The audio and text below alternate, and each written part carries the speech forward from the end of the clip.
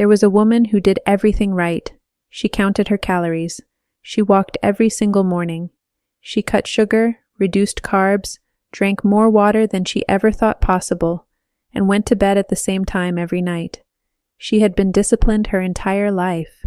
The kind of person who follows through, who doesn't make excuses, who shows up. And yet, every morning, when she looked in the mirror, the same stubborn roll of fat around her midsection stared back at her, unchanged, unmoved, almost defiant, as if her body had decided, independently and without her consent, that this fat was staying, no matter what she did. She was 51 years old. She was deep in menopause, and she was about to discover that the reason her belly fat refused to budge had nothing to do with her diet, her exercise, or her willpower. It had to do with something that was happening inside her body every single morning before she even got out of bed.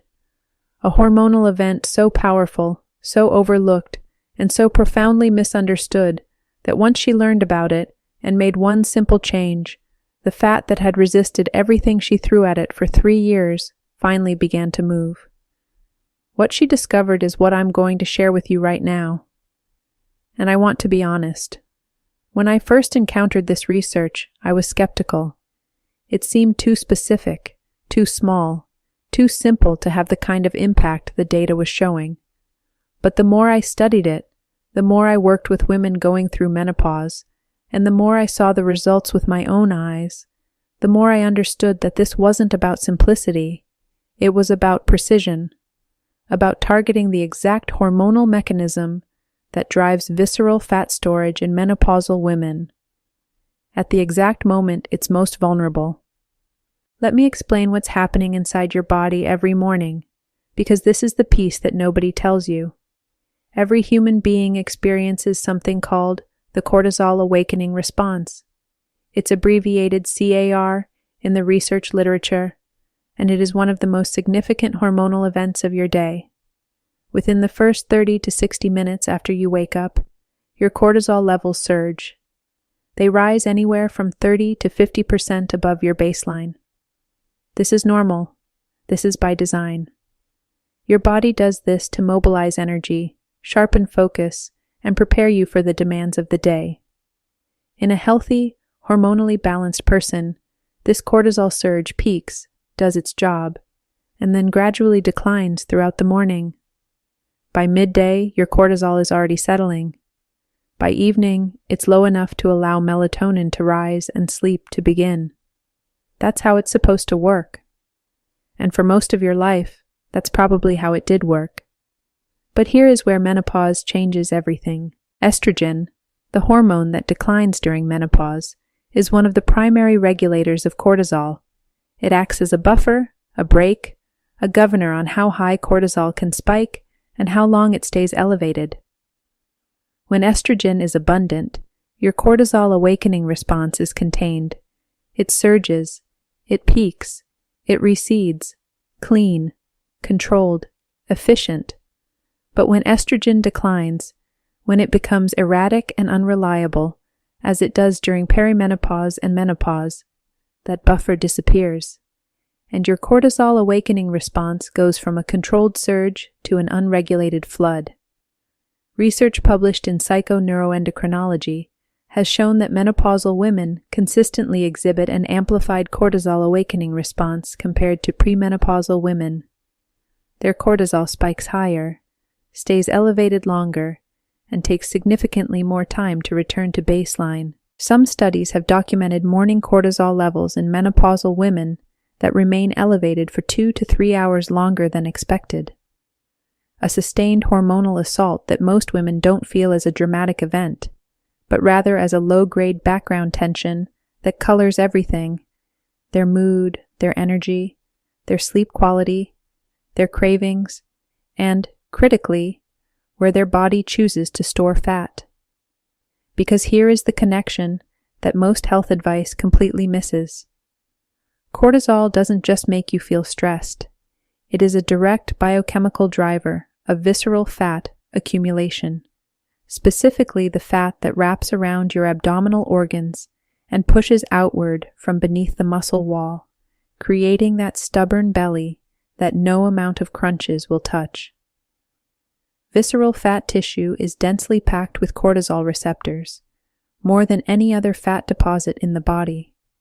When cortisol is elevated, these receptors activate an enzyme called 11-beta-hydroxysteroid dehydrogenase type 1. The name doesn't matter.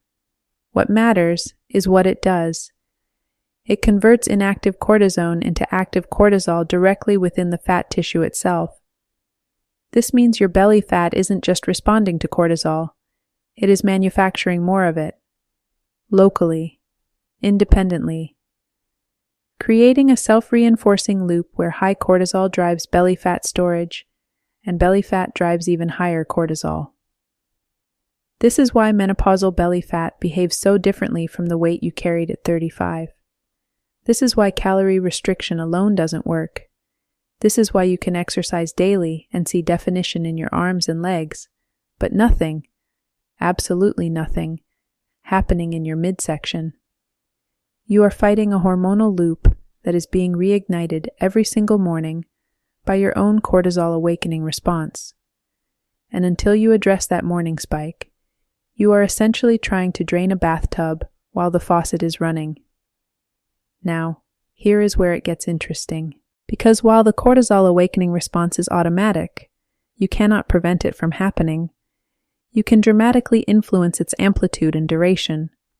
You can determine whether that morning surge is a sharp, clean peak that subsides quickly, or a prolonged flood that saturates your tissues with cortisol for hours. And the difference between those two outcomes, the difference between a regulated spike and an unregulated one, often comes down to what you do in the first 3 to 5 minutes after you open your eyes. Let me walk you through what the research shows, and I want you to pay attention because this is not what you expect. The first thing most women do when they wake up is reach for their phone. Before their feet touch the floor, before their eyes have fully adjusted to the light, they are scrolling through notifications, reading messages, checking news, absorbing information that their brain interprets as demand, as things that require response, attention, action. Research from the University of British Columbia and other institutions has demonstrated that this immediate digital engagement in the first minutes of waking significantly amplifies the cortisol awakening response. Your brain, already in a state of natural cortisol elevation, receives a flood of stimuli that it interprets as stress, even if the content isn't objectively stressful. The mere act of processing information during this vulnerable window extends and intensifies the cortisol spike. The second thing many women do is drink coffee, and I want to be careful here, because I'm not going to tell you to give up coffee. That's not the point. But the timing matters enormously. Caffeine is a cortisol amplifier. When you consume caffeine during the peak of your cortisol awakening response, typically within the first 60 to 90 minutes of waking, you are adding a pharmacological stimulant to an already elevated hormonal state. The result is a cortisol level that climbs higher than it would have naturally and takes significantly longer to come down. For a menopausal woman whose cortisol regulation is already compromised by declining estrogen, this combination can keep morning cortisol elevated well into the afternoon, feeding the visceral fat loop for hours longer than necessary. And this is precisely why I've become so passionate about helping women understand these mechanisms. Because once you see the pattern, the solution becomes almost obvious. After years of working with women navigating menopause and stubborn weight, I put together something that addresses this exact hormonal dynamic in a way that's practical and grounded in the research. I've left it in the first link in the description and in the pinned comment. If what I'm describing matches your experience, I genuinely encourage you to take a look. Now here is the trick, and I call it a trick not because it's gimmicky, but because it's so disproportionately effective relative to the effort involved that it almost feels like one. In those first 3 minutes after you wake up, before you touch your phone, before you make coffee, Before you engage with any external demand, you do 3 things.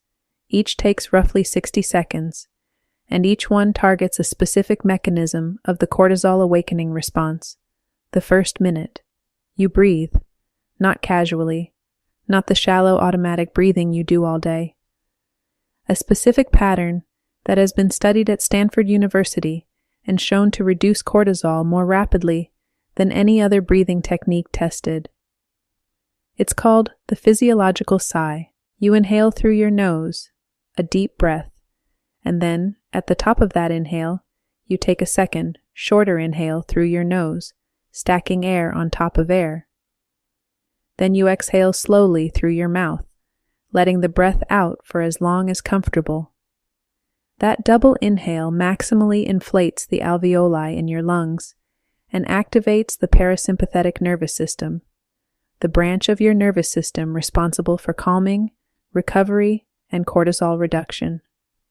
Research led by Dr. David Spiegel at Stanford found that just 5 minutes of cyclic physiological sighing produced significant reductions in cortisol levels and reported anxiety.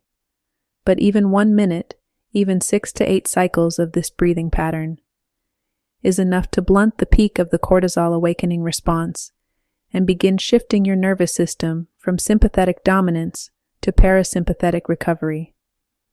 The second minute. You expose yourself to natural light. You walk to a window. You step outside if possible. You let natural morning light reach your eyes, not through sunglasses, not through a screen, but directly. This is not about vitamin D. This is about your suprachiasmatic nucleus, the master clock in your brain that regulates every hormonal rhythm in your body, including cortisol. Morning light exposure sends a powerful signal to this clock that anchors your circadian rhythm and helps normalize the cortisol curve. Research has shown that women who get natural light exposure within the first 10 minutes of waking have more regulated cortisol patterns throughout the entire day, lower peaks, faster recovery, and significantly lower cortisol by evening. 1 minute of genuine morning light is not optimal. More is better. But it is enough to begin resetting the signal that your disrupted hormonal system desperately needs. The third minute. You move. Not intensely. Not a workout. Just gentle, deliberate movement.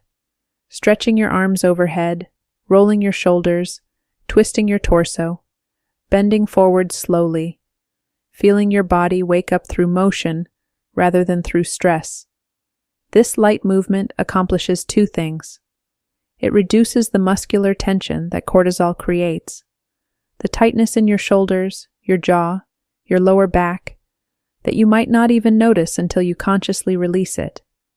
And it activates proprioceptive pathways that communicate safety to your nervous system. Your brain interprets gentle, controlled movement as evidence that you are not in danger, which directly counteracts the fight or flight signal that cortisol is trying to send. 3 minutes. Breathe. Light. Move. That's it. I know how small that sounds. I know that after everything you've tried, the diets, the programs, the supplements, the exercise routines, the willpower, the idea that 3 minutes of breathing, light, and gentle movement could make a difference feels almost insulting. I understand that reaction. I had it myself when I first encountered the research. But the data is remarkably consistent, and the clinical observations I've made over years of working with women in this transition have confirmed it beyond my own expectations. Let me tell you what I've seen happen. Women who implement this simple morning routine, consistently, daily, before any other activity, begin to notice changes within 2 to 3 weeks. Not dramatic weight loss, not overnight transformation, but a shift. The bloating around their midsection begins to soften. The morning anxiety that had become so normal they stopped noticing it starts to fade. Their sleep improves because lower morning cortisol means lower evening cortisol, which means melatonin can finally do its job. Their cravings change, particularly the afternoon sugar cravings that cortisol drives through blood sugar dysregulation. And gradually, over weeks and months, the belly fat that had been locked in place by the cortisol visceral fat loop begins to release. I worked with a woman, I'll call her Teresa, who had gained 22 pounds in 3 years, all of it concentrated in her midsection.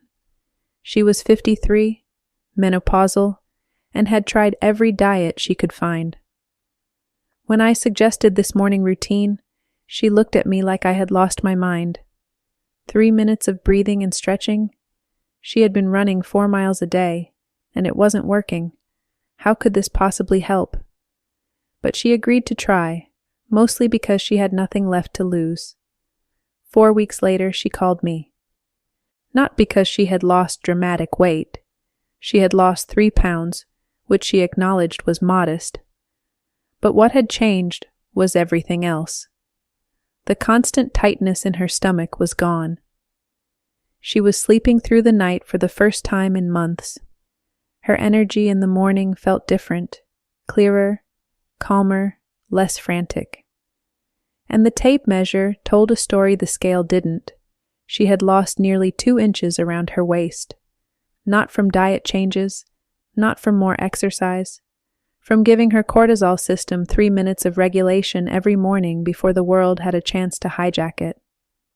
Teresa's experience taught me something that I think every woman in menopause needs to understand. The battle against belly fat during this transition is not a battle of willpower. It is not about eating less or moving more.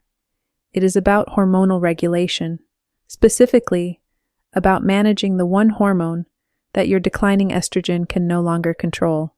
Cortisol is not your enemy. It is a necessary, vital hormone. But when it is unregulated, when it floods your system every morning without the estrogen buffer to contain it, it becomes the single greatest driver of the abdominal weight gain that makes menopause feel so bewildering and so unfair. The 3-minute morning routine does not eliminate cortisol. It regulates it. It takes the wild, uncontrolled spike that your body produces every morning and shapes it into something closer to what your premenopausal body used to do automatically. It doesn't replace estrogen. It compensates for its absence in the one moment of the day when that absence does the most damage. I want to be transparent with you about something. This morning routine is powerful, but it's one piece of a larger puzzle. After working with hundreds of women through this transition, I realized that the women who got the best results were the ones who understood the full hormonal picture. Not just cortisol, but how it interacts with insulin, estrogen, progesterone, and the rest of the system. That's why I created something that brings all of these pieces together. You'll find it in the pinned comment and in the first link below this video. If you're serious about understanding what's really driving your menopausal weight gain, I think it could change everything. There's one more thing I need to address, because it's the question I get asked most often. Does this replace exercise? Does it replace healthy eating? Absolutely not. But here's what it does. It creates the hormonal conditions under which exercise and healthy eating can actually work.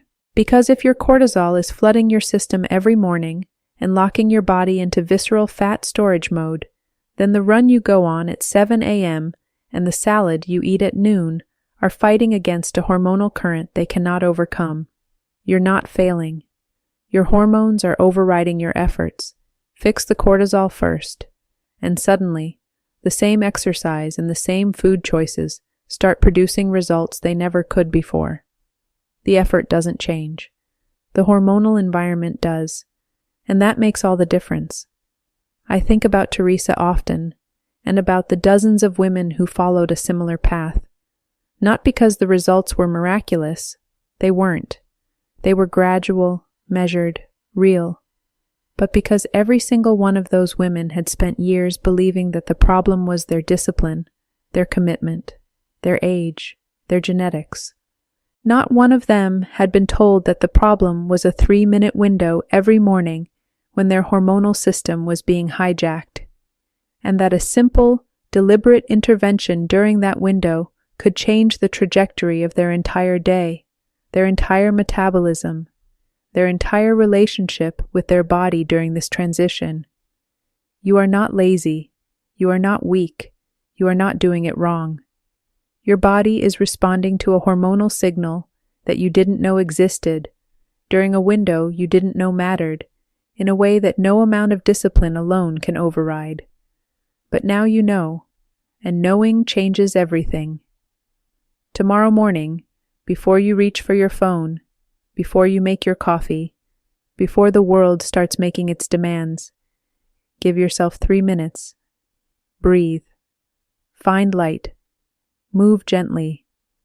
It costs you nothing. It asks nothing of your willpower. And it may be the one thing that finally convinces your body that it's safe to let go of what it's been holding on to. If this opened your eyes to something you didn't know about your own body, subscribe to this channel. Because understanding your hormones during this transition is not optional, it's essential, and we cover exactly this kind of information here. Share this with a woman who's been fighting her midsection for years and doesn't understand why nothing works. She needs to hear this. And come back, because there is so much more to uncover about what your body is doing and why. And every piece of that puzzle brings you closer to feeling like yourself again. 3 minutes. That's where it starts. And your body has been waiting for you to know that.